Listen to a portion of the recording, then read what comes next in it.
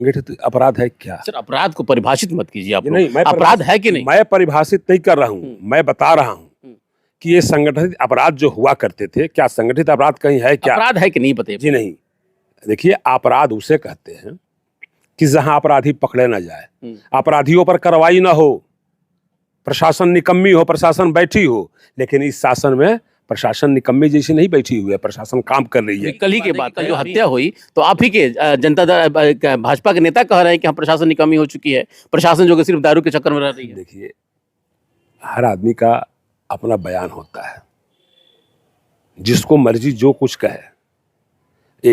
इससे तो पता ये भी चलता है ना कि हाँ लोकतंत्र है। ये तो है, प्रभाषित हुआ ना कि बोलने की आजादी है, कि लोकतंत्र है यहाँ। लेकिन एक बात तय है कि आप कहीं भी देखे रहेगा, इस बार चुनाव काफी महत्वपूर्ण होने जा रहा है। अगर देखा जाए तो 1 से 2 महीने के बाद अधिसूचना आने के बाद अब देखा जाए तो पूरी तरीके से बिहार चुनावी मोड में चला जाएगा। लेकिन इस बार जिस तरीके से सीवान का जो लगभग 8 सीट, जिस पे एक तरफ एनडीए के लोग दावा कर रहे हैं कि हम लोग जो 2 सीट हमारे पास है, इस बार 6 सीट जीतना, यानी कि पूरा 8 सीट जीत लेंगे हम लोग। और महागठबंधन इस बार कह रहा है कि 2 सीट जो हम लोग छोड़ दिए थे, इस बार उसको भी लेकर के 8 सीट पे हमारी दावा रहेगी। दावे हो सकते हैं अपने अपने, लेकिन जिस तरीके से सीवान की राजनीति पूरे बिहार की राजनीति को तय करती है, इसको मैं इसलिए कह रहा हूं क्योंकि सीवान के कुछ राजनीतिक माहौल ऐसे होते हैं जिस पे सबकी निगाहें होती हैं। स्क्रीन पे देख रहे होंगे आप, मेरे साथ जनता दल यूनाइटेड के एक तेज तरार नेता और जिला अध्यक्ष चंद्रकेतु सिंह जी हैं। काफ़ी बेबाकी से अपनी बात को भी रखते हैं, लेकिन बहुत बारीक से रखते हैं। सीवान के राजनीतिक डीएनए को बहुत अच्छी तरीके से जानते भी हैं। लेकिन क्या इस बार पार्टी इनको भी कहीं से कुछ दावेदारी दे सकती है? क्या ये भी कहीं से चुनाव लड़ सकते हैं? चूँकि इनका कार्यकाल लगभग देखा जाए तो शायद तीसरा ये कार्यकाल है इनका, और बहुत ही शानदार तरीके से अपने कार्यकाल को ये निभा भी रहे हैं। बहुत स्वागत है आपका। बहुत बहुत धन्यवाद आपको भी, और आपके चैनल को देखने और सुनने वाले सारे साथियों को बहुत बहुत धन्यवाद। अध्यक्ष जी, मेरा पहला ही सवाल यही होगा कि इस बार जिस तरीके से आप लोग दावा कर रहे हैं कि हम लोग 8 सीट जीत लेंगे, क्या तैयारी किया है आप लोगों ने? देखिए, ये दावा कोई पहली बार नहीं है। ये पहले भी 2010 में ये काम हो चुका है। सीवान में 8 विधानसभाएं हैं और 8 विधानसभा एनडीए के झोली में आई थी।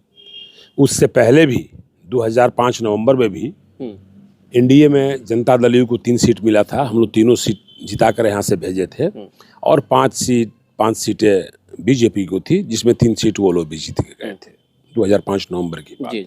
लेकिन 2010 नवंबर में एनडीए मजबूती से एक जगह खड़ा होकर चुनाव लड़ा, और माननीय नीतीश कुमार जी का जो पहला फेज था 5 से 10, उसका एक अलग ही नज़ारा था। और उस काम के चलते और नीतीश बाबू के सोच के चलते 2010 में हम लोगों को 8 विधानसभा जीतने का मौका मिला था। और इस बार भी कौन क्या कह रहा है, इससे हमको कहीं कुछ लेना देना नहीं है। लेकिन यह बात तय है कि इस बार 8 विधानसभा सीवान से ये हम लोग एनडीए के झोली में देने वाले हैं। अभी आपके एनडीए के कोर कमेटी की बैठक भी हुई कुछ देर पहले। मैं बैठक में था, बैठक खत्म हुई तो उसके बाद मैं अपने कार्यालय में आया हूँ। उस कार्यालय में भी हम लोग इसी रणनीति पर बात किए, यही वहाँ चर्चा भी चल रही थी। और सबसे बड़ी बात जो है, हमारे इस देश के माननीय प्रधानमंत्री नरेंद्र मोदी जी, और उससे भी बड़ी चीज़ है कि बिहार में ये विधानसभा का चुनाव होने वाला है। सूबे बिहार के माननीय मुख्यमंत्री नीतीश कुमार जी, ये हमारे द्वय नेता, प्रधानमंत्री और माननीय नीतीश बाबू मुख्यमंत्री बिहार, ये दोनों लोगों ने इतना हम लोगों को सामग्री दिए हैं कि उस सामग्री पर हम लोग चर्चा करें तो घंटों घंटों लग जाएगा। और लोगों के बीच जाकर लोगों को बताने का भी सामग्री है, और लोगों के बीच में चर्चा करने की भी हम लोगों को जगह दी है। एक चीज़ आपने बताया कि जो 2005 से 10 एक दौर था, बात सही है, उस वक्त सुशासन बाबू की सरकार कही जाती थी, एक माहौल बना हुआ था आप लोगों को लेकर के। लगभग 20 साल होने जा रहा है, ये 20वां, मतलब हमको लग रहा है कि 20 साल बाद चुनाव लास्ट में हो गई है, यानी कि 4 टर्म आप लोगों को मिला। लेकिन अब माहौल आप लोगों को विपरीत जा रहा है। विपक्ष कह रहा है कि अब जिस तरीके से भ्रष्टाचार हो, पलायन हो, अपराध हो, ये अब रुक नहीं रहा है, और सुशासन बाबू जो है कि अब सिर्फ नाम के रह गए हैं। विपक्ष उस समय भी कह रहा था और आज भी कह रहा है, लेकिन आज जो बातें कह रहा है, यह बातें उस समय भी कह रहा था।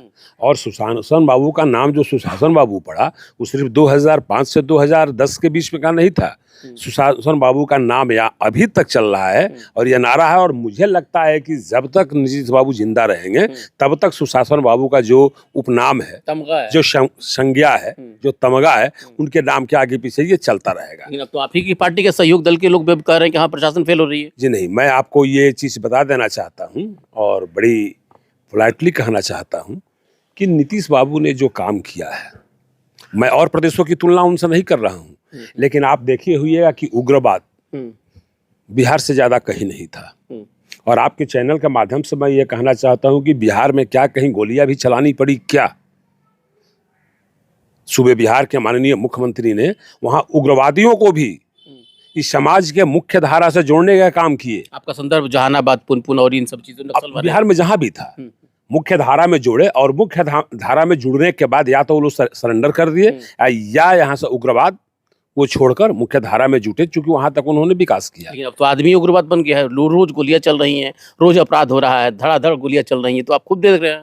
देखिए गोलियां चलती है, चलेगी भी शायद, लेकिन जो संगठित अपराध हुआ करते थे, क्या कहीं बिहार में वो संगठित अपराध है क्या? सर अपराध को परिभाषित मत कीजिए आप। नहीं, मैं अपराध है कि नहीं? मैं परिभाषित नहीं कर रहा हूँ, मैं बता रहा हूँ कि ये संगठित अपराध जो हुआ करते थे, क्या संगठित अपराध कहीं है क्या? अपराध है कि नहीं बताइए। जी नहीं, देखिए अपराध उसे कहते हैं कि जहां अपराधी पकड़े ना जाए, अपराधियों पर कार्रवाई ना हो, प्रशासन निकम्मी हो, प्रशासन बैठी हो। लेकिन इस शासन में प्रशासन निकम्मी जैसी नहीं बैठी हुई है, प्रशासन काम कर रही है। कल ही की बात है, अभी कल ही की बात है कि कल जो हत्या हुई तो आप ही के जनता दल भाजपा के नेता कह रहे हैं कि हम प्रशासन निकम्मी हो चुकी है, प्रशासन जो कि सिर्फ दारू के चक्कर में रह रही है। देखिए हर आदमी का अपना बयान होता है, जिसको मर्जी जो कुछ कहे। इससे तो पता ये भी चलता है ना कि हाँ लोकतंत्र है। अच्छा, ये तो है, परिभाषित हुआ ना कि बोलने की आजादी है, कि लोकतंत्र है यहाँ। लेकिन एक बात तय है कि आप कहीं भी देखे होगा सिवान में या पूरे बिहार में भी घटनाएं घटी है, लेकिन घटनाएं घटी है उसके बाद उस पर प्रशासन ने क्या किया है, सरकार ने क्या किया है? कोई भी ऐसा अपराधी नहीं है जो कि बच के निकल चुका हो। यानी कि अब संगठित अपराध नहीं है तो मतलब अपराध है ही नहीं, इसका मतलब? जी नहीं, हमने तो वो नहीं कहा। हमने कहा कि घटनाएं घटती है, लेकिन घटनाएं घटने के बाद क्या प्रशासन अपना काम नहीं करती है? वो अपराधी पकड़े नहीं जाते हैं? अच्छा अध्यक्ष जी, एक सवाल मैं लूँगा। एक तरह से देखा जाए तो बिहार मतलब उत्तर प्रदेश से बिल्कुल अलग है, यहाँ की राजनीति बिल्कुल अलग है। लेकिन जिस तरीके से सांप्रदायिक शक्तियाँ यहाँ पर भी जिस तरीके से फन निकाल रही हैं, अभी कई जगह देखा जाए तो मॉब लिंचिंग हुआ, गोपालगंज में हुआ, छपरा में हुआ, और आपके मुख्यमंत्री खास करके नीतीश कुमार जी के बारे में कहा जाता है कि वो सबको लेकर के चलते हैं। लेकिन क्या लग रहा है कि कुछ दिनों से जिस तरीके से ये मामले घटनाएं आ रही हैं, क्या आप लोग अब कमज़ोर होते जा रहे हैं क्या आपके गठबंधन में? देखिए चाहे जिस घटना को जो नाम दे दिया जाए, मॉब लिंचिंग या जो भी घटनाएं, जो भी नामकरण हो जाए, लेकिन एक बात स्पष्ट है कि जब तक सूबे बिहार में श्री नीतीश कुमार जी माननीय मुख्यमंत्री हैं, यहाँ किसी प्रकार का ना मॉब लिंचिंग संभव है और न किसी संप्रदायों के बीच में तनाव, ये कहीं कुछ होने वाला नहीं है। अभी भी इस सरकार में जहाँ भी कहीं कुछ होता है, आधे घंटे में उसको सब कुछ कमांड कर लिया जाता है। यहाँ कोई घटना को फैलने और फूलने का जगह नहीं मिल पाता है, ना समय मिल पाता है। लेकिन अब तो आपकी गठबंधन के लोग कह रहे हैं कि नीतीश जी इस बार मुख्यमंत्री नहीं रहेंगे, हो सकता है तो कहीं भाजपा अपना मुख्यमंत्री बना दे इस बार 2025 के चुनाव में। देखिए हम तो जहाँ सुने हैं, ये सुने हैं कि भाई नीतीश कुमार जी के नेतृत्व में चुनाव होगा और माननीय नीतीश बाबू मुख्यमंत्री होंगे, इसके सिवा तो हमको सुनते नहीं है। लेकिन हो सकता है कि आप लोगों के पास बहुत सारे लोग, आप लोग बाइट लेने जाते होइएगा, लोग कहते होंगे। भाजपा के सांसद कह रहे हैं जी नहीं, कि संख्या बल के आधार पर इस पर तय किया जाएगा। अब मैं एक चीज बता दूं, क्या चिराग पासवान जी बोले क्या, अमित शाह जी बोले क्या, नरेंद्र मोदी जी बोले क्या, अगर ये लोग नहीं बोले तो किसी भी बोलने का कोई मायने नहीं रहता है। यहाँ घटक दल जो है, जीताराम मांझी जी बोलेंगे तो मायने होता है, चिराग पासवान जी बोले, नीतीश बाबू बोले, मोदी जी बोले, अमित शाह बोले, उपेंद्र कुशवाहा जी बोले, तो इसका कुछ मीनिंग होता है। बाकी तो लोग बोलते रहते हैं। चलिए सर, अभी प्रशांत किशोर आपके सिवान में आए हुए हैं, उनका एक बड़ा दौरा चल रहा है, बदलाव बिहार बदलाव यात्रा कर रहे हैं वो, और बिहार बदलाव यात्रा में वो सीधे टारगेट किए हुए हैं आपके सहयोगी दल के सबसे बड़े चेहरा मंगल पांडे जी को। और अभी जिस तरीके से सिवान सदर अस्पताल में 40 लाख दवाएं एक्सपायर हो गई हैं, उसको भी लेकर के वो टारगेट कर रहे हैं, इसमें क्या कह रहे हैं आप लोग? देखिए टारगेट करने के लिए कोई टारगेट कर सकता है, किसी के विषय में कुछ बोल सकता है, प्रिय बातें भी बोल सकता है, प्रिय बातें भी बोल सकता है, विरोध की बातें भी बोल सकता है, लेकिन पीके जी जो चले हैं बिहार में बदलाव का नारा लेकर, ये हमें नहीं लगता है कि बिहार में कहीं भी बिहारवासी इसको सुनने को तैयार है। और किस पर क्या टारगेट कर रहे हैं उनका तो एक ही इस पर साफ सुथरा हमारा कहना है कि वो जब भी किसी को टारगेट कर रहे हैं इसलिए कि अपनी थोड़ी फॉलोअर्स बढ़े,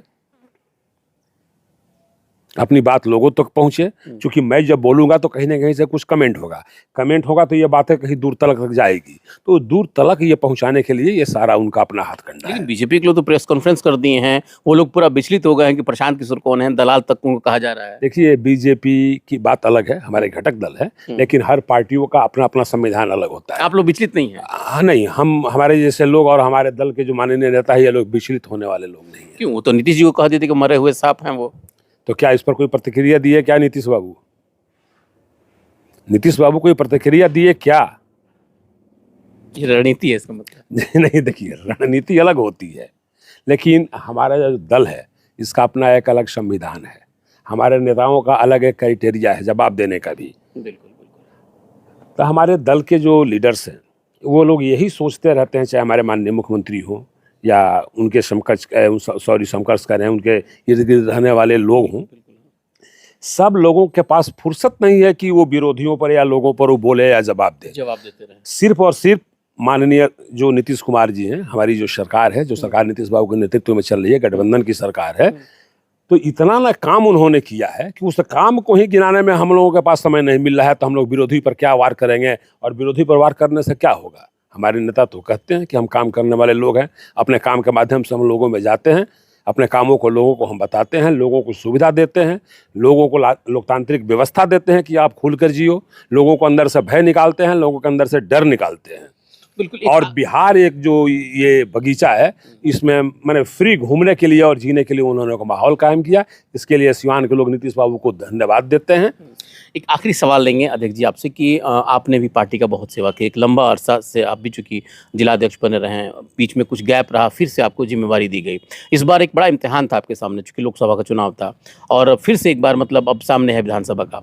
लेकिन लोग इस बात को कह रहे हैं कि क्या इस बार चंद्रकेतु सिंह को भी कहीं ना कहीं एक मौका मिलेगा क्या? तो क्या आप भी कहीं से प्रत्याशी हो सकते हैं क्या? देखिए, चंद्रकेतु सिंह अध्यक्ष जरूर है, अकेले पार्टी नहीं है। इस पार्टी में बहुत सारे लोग हैं, नेता हैं। तो अगर हमारे नेता इस पर डिसीजन लेते हैं, निर्णय लेते हैं, तो चंद्रकेतु को लड़ाया जाएगा तो चंद्रकेतु लड़ेगा। निर्णय लेते हैं कि नहीं संगठन का काम लिया जाएगा, तो मैं संगठन का काम तो कर रहा हूं।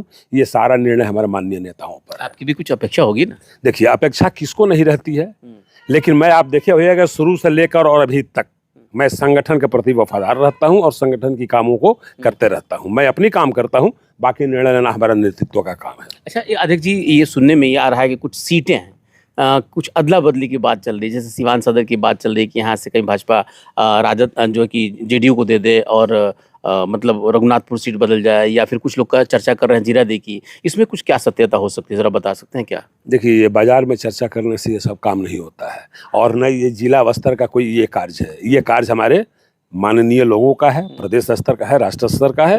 वो नेता बैठते हैं, निर्णय लेते हैं, जो करना होता करते हैं। इन चर्चाओं पे मतलब यहाँ जो चर्चा बाजार में चलती है, चाय की दुकानों पर चलती है, उस चर्चा क्या वहाँ से वो लोग चर्चा ये लेकर आते हैं क्या? अभी तो इस पर कहीं कोई फैसला भी नहीं हुआ। लेकिन कहा तो इसी चर्चे में जा रहा है कि चंद्रकेतु सिंह जीरादेई से विधायक प्रत्याशी हो सकते हैं। चुनावी मौसम है, और चुनावी मौसम में जब पॉलिटिकल वर्कर कहीं बैठता है, या हम क्या बोले उसको, जो पॉलिटिकल सोच रखने वाले लोग होते हैं देहात में, गाँव में, बाजार में, तो वो लोग तो चर्चा करेंगे इस सब बातों को। मैंने सत्यता दोनों में है कि नहीं? लोग तो चर्चा करते हैं, दोनों में सत्यता है। अब उसको हम कैसे रोक सकते हैं? कोई खोल नहीं रहा उसको, कोई हम कैसे रोक सकते हैं? लोग चर्चाएं करेंगे, लेकिन अंत में जो हमारा निर्णय होगा हमारे नेतृत्व का, वो माना जाए। बिल्कुल। देखिए, गंभीरता इसी को कहते हैं। जो पॉलिटिकल लोग होते हैं आखिर तक अपने मतलब ओपन नहीं हो पाते हैं, खुल नहीं पाते हैं, और यही चंद्रकेतु सिंह की खूबी रही है कि ये किसी भी बात को जल्दी बोल नहीं पाते हैं। हालांकि इशारों में इन्होंने बहुत कुछ कह दिया, आप खुद समझदार हैं। लेकिन अब देखना है कि इस 8वें विधानसभा का, जो खास करके सिवान का है, इस पे क्या कुछ होता है। सबकी निगाहें इस पे बनी हुई है कि एनडीए किन किन प्रत्याशियों को मतलब उतारता है। लेकिन ये तो सच्चाई है कि जिस तरीके से पार्टी के जो कद्दावर नेता होते हैं, चेहरे होते हैं, जो मेहनत होती है, पार्टी उसको जरूर देखती है। अब देखना है कि सच में जिस तरीके से जो चर्चाएं चल रही हैं, ये चर्चा कहाँ तक जमीन पे उतरता है। फिलहाल आप भी देखिए और हम भी अपनी नज़र को बनाए हुए हैं। फिलहाल हमारे साथ बहुत बहुत धन्यवाद।